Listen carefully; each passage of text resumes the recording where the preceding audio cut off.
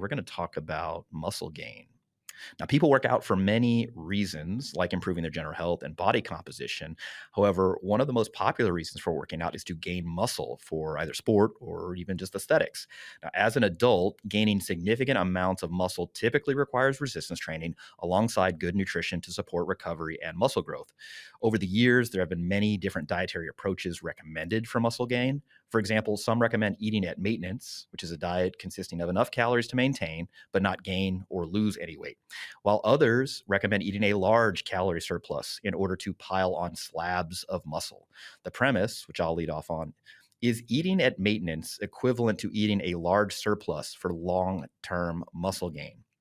And I will take the negative that eating at maintenance is not equivalent to eating at a large surplus at various times for long term muscle gain. Now, I know I added that at various times because I think just due to the like umbrella nature of this premise, I can kind of clarify things. And a large calorie surplus, by definition, would be enough to produce greater than 3 to 4 kilograms of weight gain per month. There's this whole idea that okay, you can just quote main gain your way to like this Adonis type physique, right? And so the that recommendation would again be, hey, eat at maintenance so you're not actually gaining weight or losing weight. And if you keep training, with a good program and you do that for a long period of time, you will reach your maximum muscular potential as a natural sort of individual. And the other people would argue, well, now you got to go through periods of like bulking and cutting and maintaining to otherwise sort of max out your potential.